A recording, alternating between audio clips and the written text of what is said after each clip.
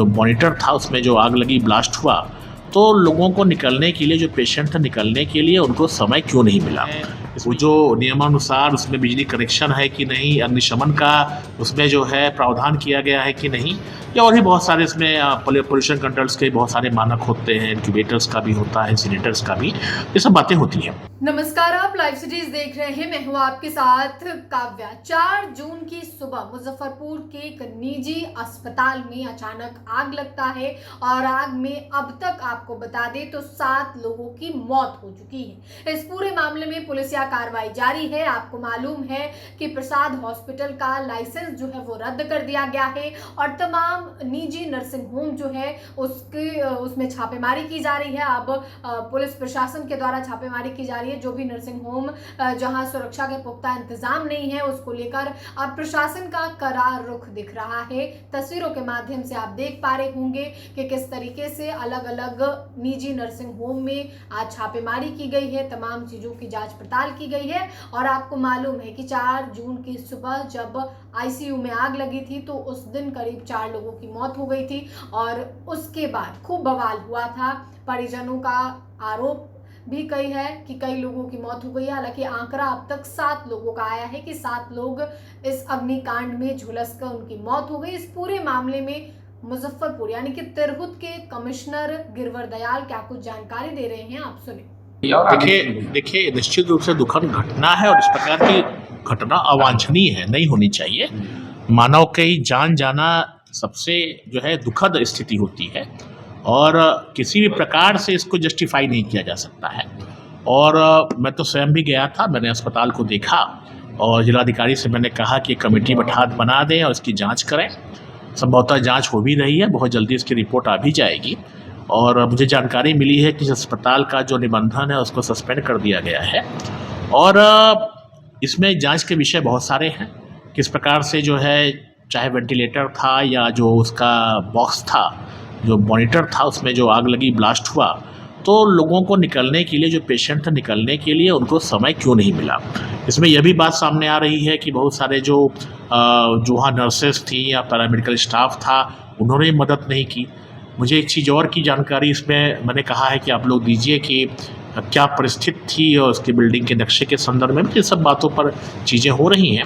Precaution के रूप में यह तो वैसे भी सिविल सर्जन्स का दायित्व है कि समय समय पर, आप जानते हैं कि जब भी कोई अस्पताल की परमिशन ली जाती है तो सिविल सर्जन के यहाँ बाकायदे उसका नक्शा जाता है, वो जो नियमानुसार उसमें बिजली कनेक्शन है कि नहीं, अग्निशमन का उसमें जो है प्रावधान किया गया है कि नहीं, या और भी बहुत सारे इसमें पोल्यूशन कंट्रोल्स के बहुत सारे मानक होते हैं, इंक्यूबेटर्स का भी होता है, इंसिनेटर्स का भी, ये सब बातें होती हैं। लेकिन इसमें मैंने ये कहा है कि ये तो सिविल सर्जन को चाहिए था देखना, और मैंने लेकिन ये भी कहा है इस घटना से सीख लेते हुए कि पूरे प्रमंडल में इसकी जांच कराई जाए और इसके लिए आदेश हम लोग निकाल रहे हैं। सिविल सर्जन्स को भी मैंने फ़ोन पे कहा हुआ है कि इसकी जांच करा लें और इसमें इन मानकों पे देखें। पहले तो एक नियमानुसार बिल्डिंग बनी थी कि नहीं, आप जानते हैं बहुत सारे बिल्डिंग वाले को उल्लंघन होता है। उसमें जो कनेक्शंस थे फायर के, बिजली के, सब ठीक से हैं कि नहीं, उसमें जो इंस्ट्रूमेंट हैं वो ISI मार्क है कि नहीं, जो भी जो क्लिनिकल एस्टेब्लिशमेंट एक्ट है और या जो अन्य एक्ट से जो गवर्न होते हैं उसके अनुसार उनके जो उपकरण हैं कि नहीं। और निश्चित रूप से ये जो दुर्घटना है वो दुखद है और यह हमें सीख भी देती है कि भविष्य के लिए हम लोग जो है वो इस प्रकार के उपाय करें कि भविष्य में ऐसी घटनाएं न हो। एक अभियान चला करके अगले 15 दिनों से 1 महीने के भीतर पूरे प्रमंडल में इन सभी अस्पतालों की जांच की जाएगी और जो भी अस्पताल मानकों के अनुसार नहीं होंगे उनके संचालन पर रोक लगा दी जाएगी। मौत की संख्या भी सर बढ़ गई। आज मुझे समाचार में मिला है कि एक और की डेथ हुई है।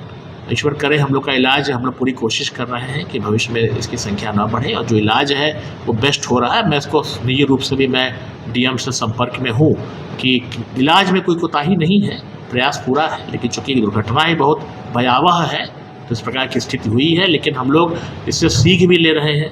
तो आपने तिरहुत के कमिश्नर गिरवर दयाल को सुना, जिन्होंने इस मामले को काफी दुखद बताया है। कहा है कि मानवीय क्षति काफी दुखद होता है।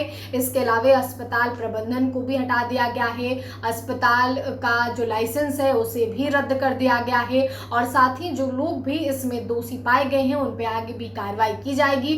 जांच पड़ताल हो रही है और सख्त से सख्त कार्रवाई की बात कमिश्नर के द्वारा कही गई है। तो देखिए, जिस तरीके से प्राइवेट हॉस्पिटल में आग लगी और उसके बाद अफरा तफरी का माहौल कायम हो गया और करीब 7 लोगों की इसमें मौत हो गई है। अब तक जो आंकड़ा है वो 7 पे पहुंच चुका है। कई लोग अभी भी घायल हैं जिनका इलाज अस्पतालों में चल रहा है और इस बीच कमिश्नर का बड़ा बयान आया है। उनके द्वारा सीधे तौर पे ये कहा गया है कि किसी भी कीमत पे दोषियों को बख्शा नहीं जाएगा।